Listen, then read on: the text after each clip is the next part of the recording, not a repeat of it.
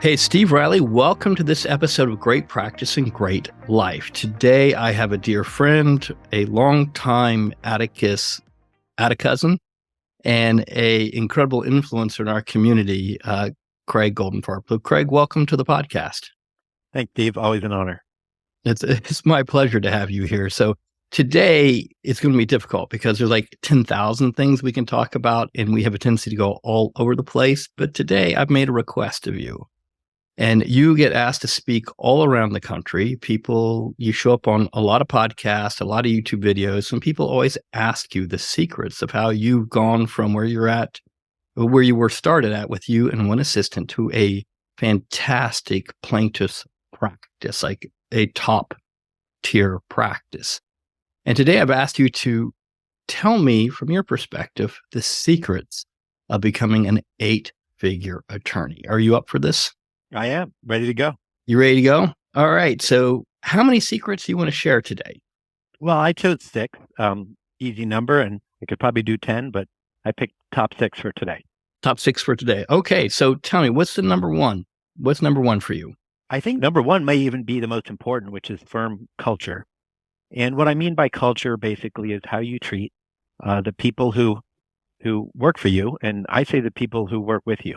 And I actually don't talk about any of my staff as working for me. It's a little mental shift that I started about 20 years ago that regardless of who they are, even if it's a receptionist, I say you work with me. So that's the first little mental shift, is that nobody's under me, nobody's below me. We're all teammates, and I think everybody plays an equal role and has an equally important position in my law firm. So that's the first little mental shift I made. And then about 10 or 12 years ago, 11 years ago, I hired, as at the time an office administrator, someone from Disney World. And her name is Michelle. And she was in HR at Disney World in Orlando. And I really realized quickly that I was getting for free her training at Disney World, which is the happiest place on earth, supposedly. And she came in, and her immediate mission statement for my law firm was to make it the happiest workplace on earth. And through my playing along with her and encouraging her for the last 11 years, he has made me focus on work culture as the number one item as to how you can grow, is focus on your people and making them happy. And we have so many employee initiatives and employee programs that make sure they know we care about them as human beings and not just as revenue producers. Ready for number 2? Sure. What's number 2? I would say number 2 is for any tasks that are repeated, which is most tasks in a law firm, they must be documented so that you don't have to train it more than once. So a lot of people call that a couple of things. They call it policies and procedures. They call it a handbook. They might call it your knowledge base. And there's so many different forms that this can take. We use, I think, a software system called Tetra. There are so many different softwares you can use. I think Google might have a system too. But there's so many different softwares you can use to organize a knowledge base. And then you can use a software called Loom, which you can record videos on and incorporate that in your knowledge base, so that if some people learn by videos, and you can screen capture something you're doing within your CRM program or your software program, some people learn better than that, better with videos. So we've incorporated our policies and procedures with videos. And it took a year or two, and we're still working on our knowledge base. But if it's repeated, then you're wasting your time when you have to do it twice, verbally, when you have to train somebody twice. So having training systems, knowledge base, policies and procedures, if you're over, I would say 10 employees, you need to start doing that, even probably smaller than that, to be honest. Because the second time you've trained something, you're wasting your time. Second time. And you have to have policies and procedures. I listen to Grant Cardone, who is a real estate dude, who's a billionaire. And that's one of the first things in his lectures that he does all over YouTube, is that you cannot get above 5 million in revenue without policies and procedures for pretty much everything in your company. And that's true. It's almost impossible to get above 5. So I started doing that at about 2 million. And about probably 7 or 8 employees that started proceduralizing everything. But you really need to do that, start doing that quickly. Yeah, that's a massive difference. That's a massive difference. I don't think some lawyers actually distinguish the difference between those two things. That was a fantastic distinction. What's number 3? Number 3, I would say, is to have some sort of organizational system by which you run your company. Now, by organizational system, I also mean an accountability system. So if your receptionist has a question, who does she go to? If you're more than like 3 employees or 4 total, that receptionist should not be going to you. If she says we need a new telephone or something like that, something basic, or I need a stapler, should she be going to you? If you're like 2 total employees, she probably should. It's just you and her or him. But once you get above a certain level, there's got to be accountability that keeps things away from you as the entrepreneur. So making sure you have an accountability system and an organizational chart. I started having an organizational chart when I had 5 people because I didn't want all 4 people coming to me for everything. I wanted to have at least one person that if you needed a stapler, I didn't have to deal with getting you a stapler.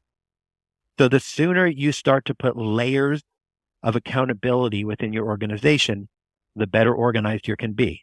And we probably currently have about 6 layers in our company because we're 75 or so employees. But at first, you just need 2 layers. You need the boss and the people below the boss, but then you get to 3 layers and 4, etc.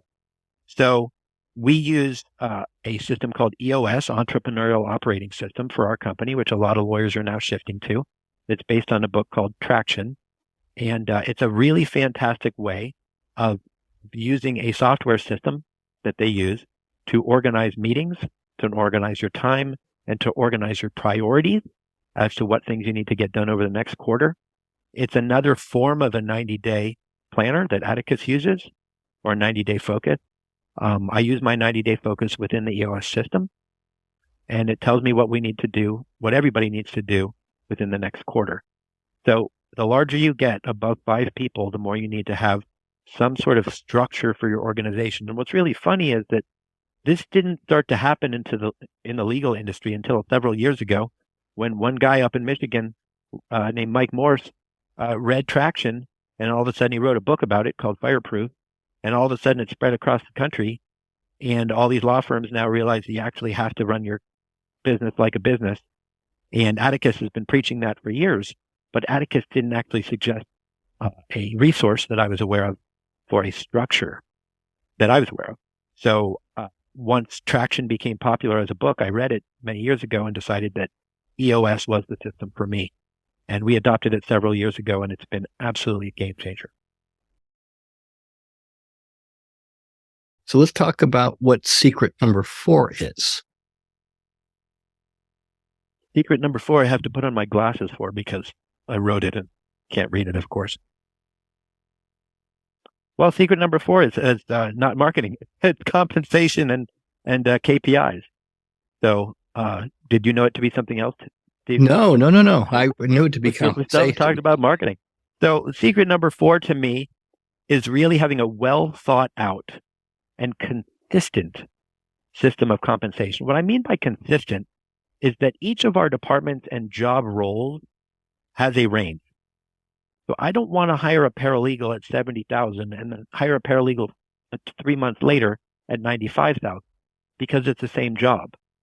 So we have ranges that I've given to my hiring managers that they can negotiate with the incoming prospects within this range, and whatever they fall within the range, they've got the authority to make the offer. They don't have to come to me as long as they stay within the range. So the consistency among the departments or among the roles is one part of having a well thought out compensation plan. And that applies to lawyers as well. So our pre-suit lawyers in personal injury, we have pre-suit lawyers and litigation lawyers. They all have ranges for their salaries and ranges for their bonus percentages. Nobody falls outside of those ranges, no matter how special they think they are. We have consistency because as much as you don't want them to talk to each other about what they're earning, you'd be surprised that they all do talk to each other about what they're earning. And it comes back to bite you if one person finds out someone else is way outside the range.